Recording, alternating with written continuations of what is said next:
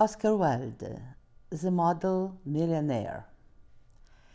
Unless one is wealthy, there is no use in being a charming fellow. Romance is the privilege of the rich, not the profession of the unemployed. The poor should be practical and prosaic. It is better to have a permanent income than to be fascinating. There is a great truth of modern life which Hughie Erskine never realized. Poor Hughie. Intellectually, he was not of much importance. He never said a brilliant or even an ill-natured thing in his life. And then he was wonderfully good-looking, with his thick brown hair, his clear-cut profile, and his gray eyes. He was as popular with men as he was with women, and he was very successful in everything except making money. He had tried everything but was a complete failure. He became nothing. A delightful young man with a perfect profile but no profession. To make matters worse, he was in love. The girl he loved was Laura Merton, the daughter of a retired colonel who had lost his temper and his digestion in India and had never found either of them again. Laura loved him, and he was ready to kiss her shoestrings. They were the handsomest couple in London and had not a penny piece between them.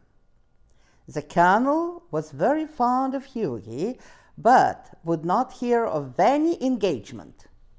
"Come to me, my boy, when you have got £10,000 on your own, and we will see about it," he used to say, and Hughie looked very sad on these days.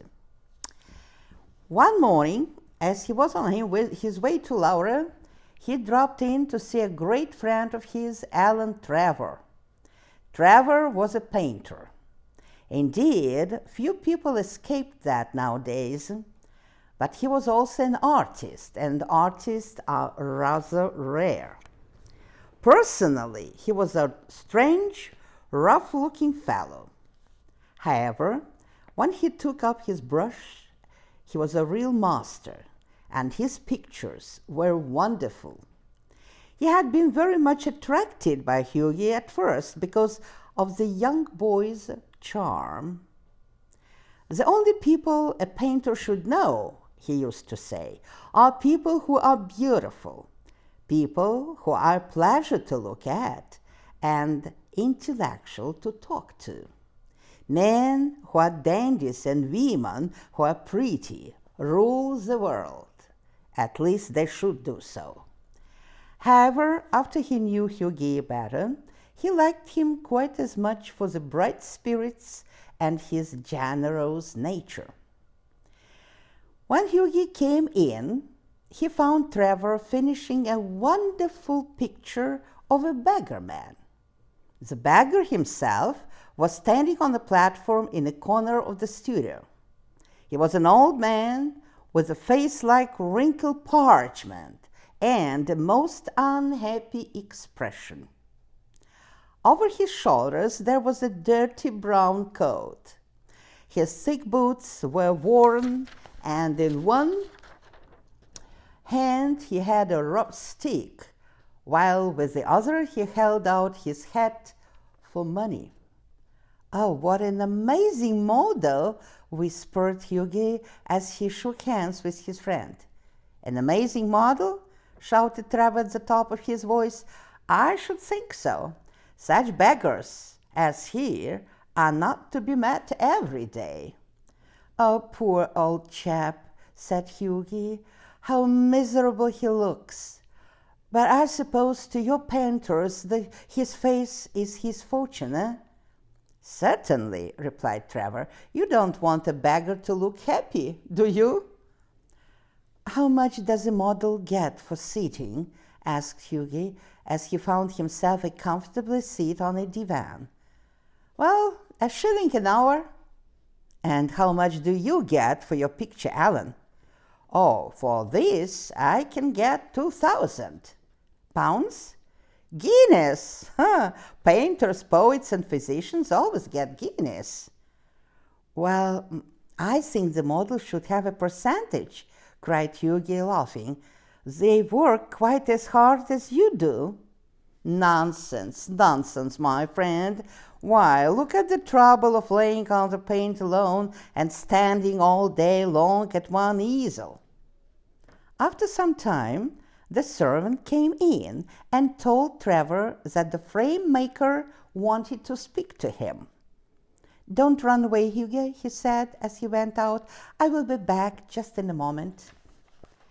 The old beggar man took advantage of Trevor's absence to rest for a moment on a wooden bench that was behind him.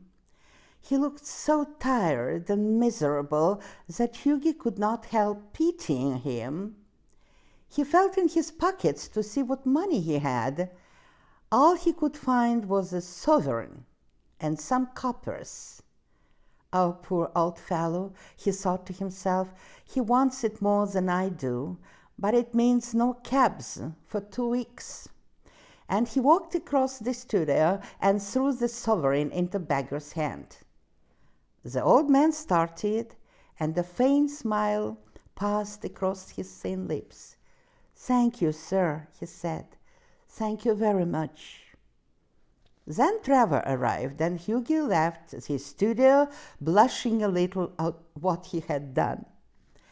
That night, he went to his club and found Trevor there. Well, Alan, did you finish the picture all right? He said as he lit the cigarette. Finished and framed, my boy, answered Trevor. Oh, by the way, that old model is quite devoted to you. I had to tell him all about you. Who you are, where you live, what your income is, what prospects you have. Oh, my dear Alan, cried Hughie, I shall probably find him waiting for me when I go home. But of course you're only joking. Poor old thing, I wish I could do something for him. I think it is dreadful that anyone should be so miserable. I have got a lot of old clothes at home, you know. Do you think he would care for any of them? But he looks splendid, said Trevor. I would not paint him in an evening dress for anything. What seems poverty to you is picturesqueness for me. However, I will tell him of your offer. Alan, said Hughie seriously, you painters are heartless. Well, an artist's heart is his head, replied Trevor, and besides, our business is to realize the world as it is, not to reform it as we know it. And now, tell me how Laura is. The old model was quite interested in her. Oh, you don't mean to say you talked to him about her? Said Hughie. Certainly I did. He knows all about lovely Laura, her father, and 10,000 pounds. You told that old beggar? Cried Hughie, looking very red and angry. My dear boy, said Trevor, smiling, that old beggar, as you call him, he is one of the richest men in Europe. He could buy all London tomorrow. He has a house in every capital and dines on gold plates. What on earth do you mean? Exclaimed Hughie. What I say, said Trevor. The old man you saw today in the studio was Baron Hausberg. He is the great friend of mine, buys all my pictures and that sort of things, and asked me a month ago to paint him as a beggar. And I must say he made a lovely beggar. Baron Hausberg? Cried Hughie. Good heavens, I gave him a sovereign. Gave him a sovereign? Shouted Trevor, and he burst into laughter. My dear boy, you'll never see your money again. But why didn't you tell me who he was? Said Hughie. Well, to begin with, Hughie, said Trevor, you never came to my mind. It never came to my mind that you went about giving any money to him. I can understand you're kissing a pretty model, but you're giving a sovereign to an ugly one. Oh, no. Besides, I didn't know whether Hofsberg would like his name mentioned. You know, he wasn't in full dress. What a fool he must think of me, said Hughie. Oh, not at all. He was in the highest spirits after you left. I couldn't make out why he was so interested to know all about you, but I see it all now. He'll have a capital story to tell after dinner. I am an unlucky devil, said Hughie. The best thing I can do is to go to bed. And, my dear Ellen, you mustn't tell anyone. Nonsense! Don't run away. Have another cigarette and we can talk about Laura as much as you like. However, Hughie would not stop, but walked home, feeling very unhappy. The next morning, as he was at breakfast, the servant brought up a letter. On the outside was written, a wedding present to Hughie Erskine and Laura Merton from an old beggar. And inside was a check for £10,000.